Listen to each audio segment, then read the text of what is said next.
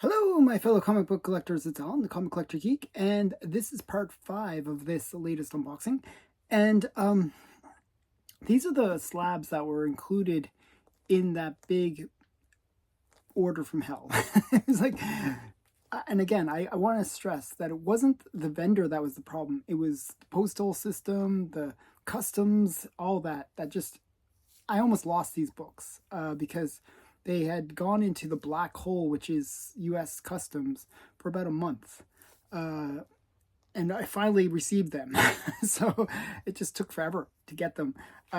This is the group of slabs.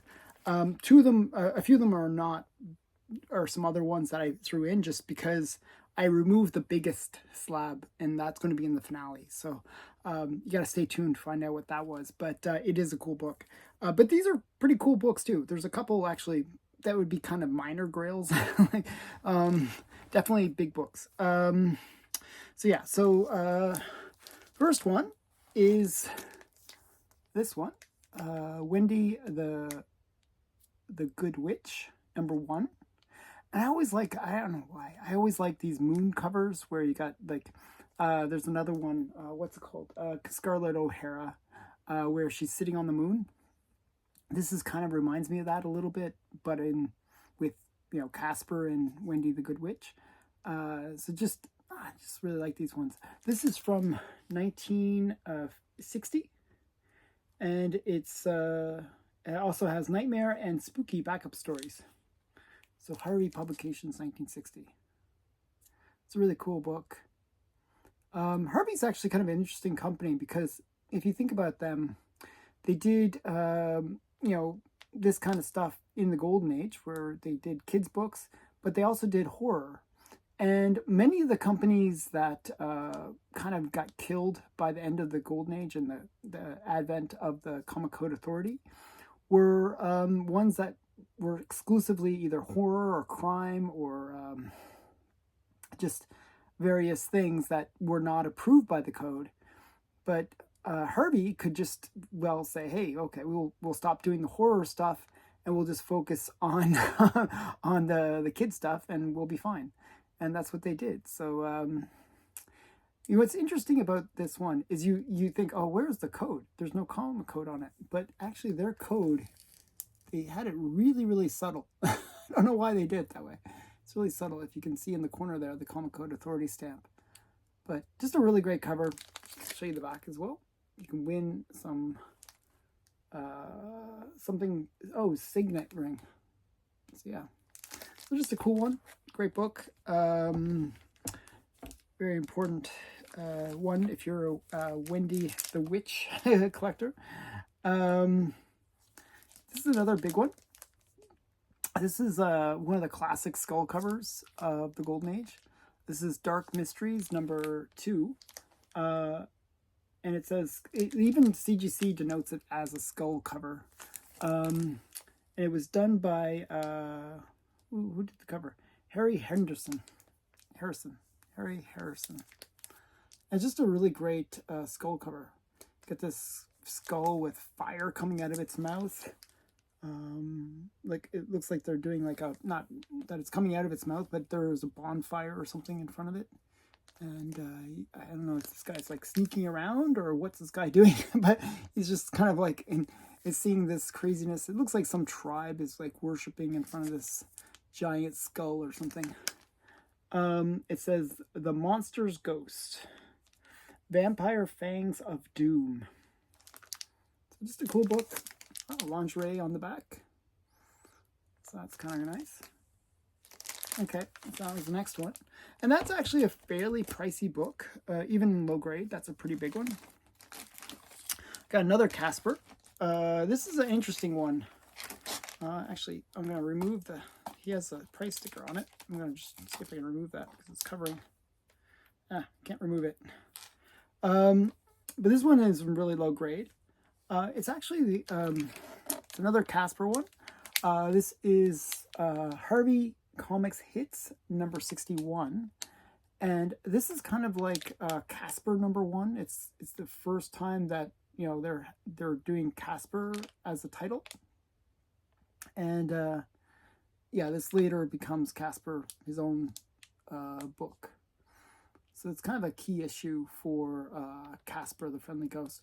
It's in really rough shape. It wasn't too expensive, but it is a major key for Casper the Ghost collectors. Too bad it's in a little bit rough shape. You can see like so much chipping along the edge there. It's just, it's a little rough. Actually, the funny thing is that the chipping is all along there, but there's no, the spine itself is actually quite good. Which is usually the opposite. Usually it's the spine that's all mangled. But in this case, it's the edge that's all mangled. It's very similar to like marble chipping in a way. So if it wasn't for that, it'd probably be a pretty high grade. It's quite nice. It's, yeah, as I said, look, if you look at the back, you can see that it was actually quite a nice copy. But as a result of the chipping, it's a 1.0. So that's from 1952. Harvey Productions, 1952. That's Harvey Comics number 61. And actually, these are all quite big. Okay, next one is, I'm going to take it out of the plastic because plastic's a little rough.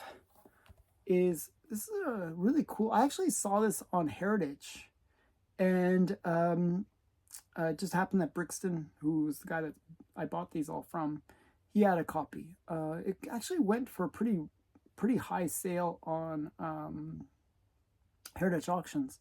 And I thought, oh, that's such a cool cover. I just thought it was a really great, good girl in the red dress, girl in, like, I think she's been murdered. Don't let me kill. And the guy is just like wandering off, and I guess he's just murdered this poor woman. Just a really cool book. Nice pre-code horror or crime book. And it's a John Rousseau's cover. And it's the only issue. This is the only issue that they came out with this. I guess it didn't do that well, but it is a cool cover. So yeah, so that's Who's Next? Number 5, which is interesting. Like, it's number 5, but it's the only issue. That was from 1953. This next one is another big book. This is Weird Tales of the Future. And this is a classic devil cover. It's just like with this crazy devil and people are coming out of his mouth. It looks like zombies are coming out of his mouth. And it's just a really classic cover. These Weird Tales of the Future have some really great covers. Actually, I have one behind me, which is up there. I'm not sure if you can see it. That was Basil Wolverton art.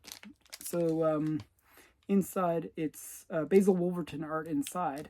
This is a Bernard Bailey cover. It's just a classic cover. It's in low grade. I'm not sure why. I think it's complete, but I think it's a spine. Oh, yes. I'll show you why it's a 0.5. It's the back cover. The back cover, it's a remainder copy.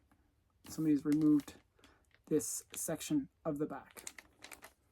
But other than that, and this little bit of trouble up here, it's actually a pretty nice presenting cover. So yeah, that's Weird Tales of the Future number 7 from 1953. And this next one is quite a big one. This is another classic skull cover. This one's in a little bit rough shape. But it's Witchcraft number 2. And it's from Avon 1952. I'm not sure who did the cover. It says Joe Kubert and Sid Check art, but I'm not sure who did the cover. But it's a classic skull cover. This is one of the more well-known skull covers from the pre-code horror era. It's just a really great cover. I mean, I always like yellow covers for the most part. And it just, in a weird way, this one really works because of the yellow. Makes the skull, the just dark skull, kind of really pop. And it's just a really nice one. And then you got some, what is this, weed killer on the back? Electric sprayer. That's interesting. Not sure what this does. With just plug in and spray. What does it do? At last, new Burgess all-purpose electric sprayer. Deluxe low-priced sprayer that sprays all types of plants and insecticides, either water or oil-based. Why electric sprayer? That's really weird. Okay, so I guess it's just the electric helps the spray, not that it is spraying electricity. But yeah, I just think that's kind of interesting. But really cool cover. I mean, just a classic skull cover. What does it say here? The Death Tattoo, Vampire Puppet, The Northern Horror, The House to Let. So yeah, it's a really cool book. Witchcraft has some really amazing covers in it. Okay, those are all the ones that were from that big order that I was talking about. I showed in the previous episode, I showed the raws from that collection. And in the finale, there will be just one big book that was in the collection. That actually was the inspiration for the whole buy in the first place. Actually, BRIXTON was such a great vendor. I have to give him credit. If you search for him on Instagram, BRIXTON Comics, he is great to work with. Definitely recommending him.